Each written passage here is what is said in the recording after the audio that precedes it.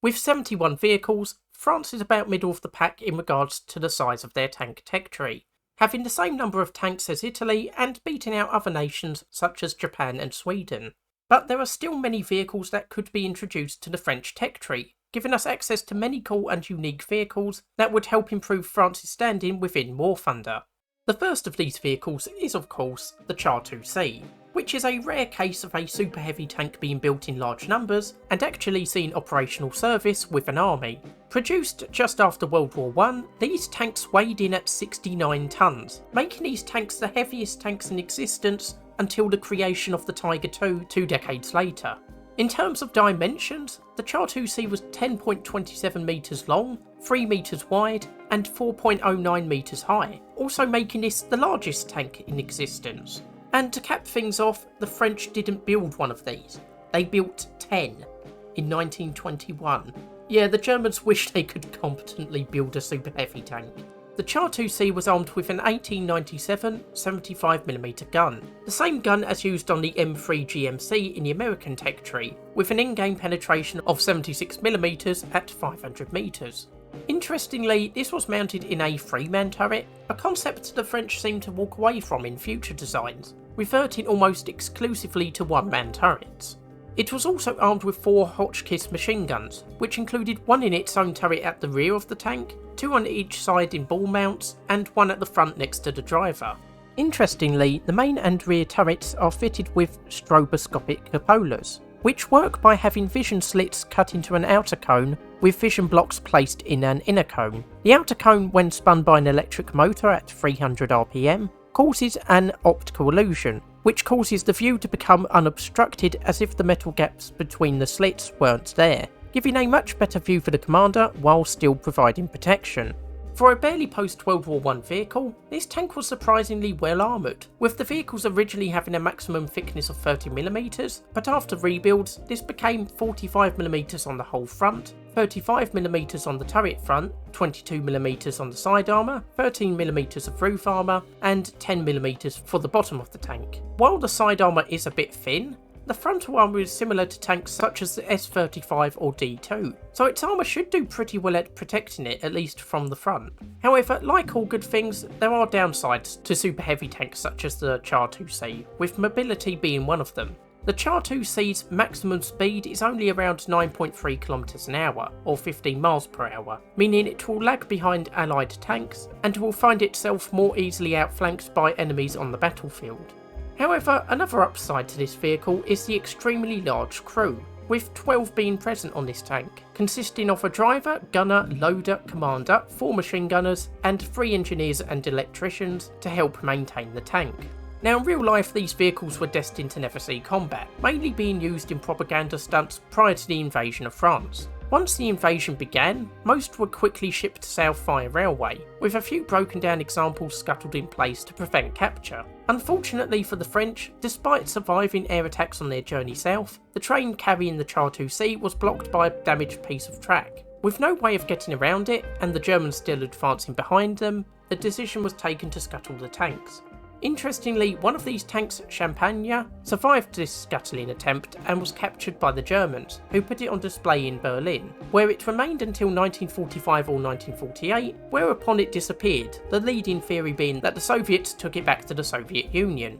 So it is possible that this tank still exists somewhere, possibly rusted in some long forgotten part of the Kubinka Tank Museum or some other storage somewhere else. And with how things are going in Ukraine, I wouldn't be wholly surprised if it was brought out for propaganda purposes again, though I would hope even Russia wouldn't be desperate enough to throw this into combat. But of course that is real life, and we are talking about War Thunder, where this tank could actually see some form of combat. Now, as to where it should be added, it would no doubt be added as a premium tank, though as it was built in double-digit numbers, it would be fun to see added to the regular tech tree. As for what battle rating it should be added at, I would say possibly 2.0, though it could possibly go a little bit higher if required. I don't think it could really go any lower than that. Overall, I think this would be a great tank to have in War Thunder, and a real boon to the French tech tree. I hope we will see this added at some point in the future, as it is a very good example of a super heavy tank that actually sort of worked in real life. Moving on to some slightly less impressive but equally important vehicles, we have the Char Leger Model 1935 R Modifié 1939, but most people know it as the Renault R40, which was an improved version of the R35 already in game. During testing, it was found that the R35 suspension was not all it cracked up to be, being unreliable and not having the best cross-country performance, with sinking in soft mud not being a particularly desirable trait of this tank. However, due to the worsening international situation and the great need for more tanks, it was decided to produce the R35 with the original suspension and swap to something better at a later date, provisionally after 1500 tanks were produced.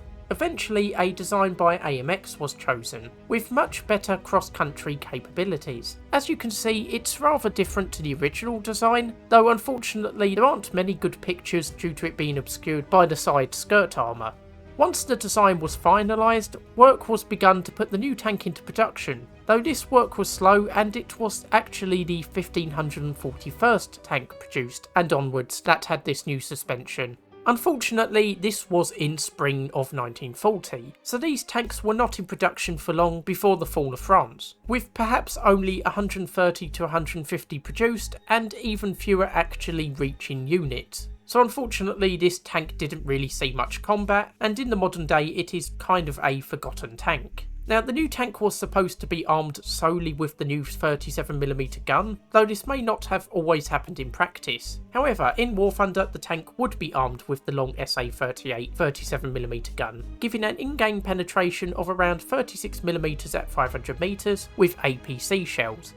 Armour should be broadly the same as the R35, though as you may have noticed, this vehicle is equipped with armoured skirts, helpfully providing additional protection and less helpfully making it almost impossible to get a good view of the new suspension. I haven't found a figure for the armoured skirts, but based off of the similar sized FCM36 and D2, I think a figure of around 10 to 20mm would make the most sense. Max speed should be about the same as the R35 at 12 miles per hour or 20 kilometers an hour, though of course with increased off-road mobility, it should be closer to its top speed off-road than with the R35. Unfortunately, the crew complement is only 2, with a driver and commander, making this vehicle extremely easy to knock out in the event of a shell penetrating. When added to War Thunder, I think it would be best to fold this vehicle with the existing R35, probably at a battle rating of 1.0, or very possibly 1.3 at a stretch. As a slight upgrade to the R35, I think this tank would play pretty much the same, but with its increased mobility and slightly increased survivability from flanking shots, it should be a little bit more capable than its predecessor. One last French vehicle I would like to see in War Thunder is the Panhard 178B, an upgunned version of the already in-game Panhard 178 or AMD 35 as it's known in the game. Despite the original Panhard 178 being designed and produced pre-World War II, the 178B was redesigned and modernised to be produced in post-World War II France. In fact, this vehicle was designed and put into production very quickly, with the first orders placed in January 1945, mere months after the liberation of France, and the first vehicles were produced before the end of the war. The main difference from the original Panhard 178 is a new turret enabling a more powerful armament to be equipped. This was originally slated to be a 75mm gun, a massive improvement on the 25mm gun on the original, but between the design being accepted and manufacturing starting, this was downgraded to a SA-35 47mm gun. This armament would give the Panhard 178B an in-game penetration of 47mm at 500 metres with APC shells, compared with the 25mm gun which has a penetration of 56mm at 500 metres with APC shells. This is a bit of a downgrade in regards to penetration, but a bigger shell should in theory cause more damage in the initial shot. In addition, the 25mm gun has a faster reload rate, though this is only a 3.9 second reload rate on the 25mm versus 5.2 for the 47mm gun. Frustratingly, there seems to be little information on the rest of the armoured car. The new turret appears to be broadly the same thickness as the original 178's turret, which is a maximum of 26mm, while the whole armour should remain the same, with a maximum thickness of 20mm. The 178B also received a new diesel engine, but again documents stating how this affected speed don't seem to be readily available, though it would presumably be around the same speed as the original Panhard 178, though perhaps a little bit slower on account of the bigger gun. Crew complement was still 4, with a driver, rear driver, which is in-game labelled as the commander, and a gunner and loader in the turret. When added to War Thunder, I think this would be best folded with the existing Panhard 178, as while it is an improvement on the original in some ways, it is similar enough to the original to not warrant its own place on the tech tree. I believe this would do best at battle rating 1.3, which is around the same battle rating as other 47mm armed vehicles. Overall, I think this would be a handy armoured card to have in the French tank tech tree, and would give players a choice on using the harder hitting and damaging 47mm variant, or the slightly faster firing 25mm variant. So as we can see, we have a few different and extremely unique vehicles that could be added to the French tank tech tree. I personally would like to see the Char 2C added first, as this is such a unique vehicle and could be a very cool tank to draw more people to the French tank tech tree. I would like to know which of these vehicles you are most looking forward to, and are there any other French vehicles that should be added? I look forward to reading your comments below. So I hope you enjoyed today's video. Don't forget to like and subscribe if you did. I'm Toreno, and I'll see you next time.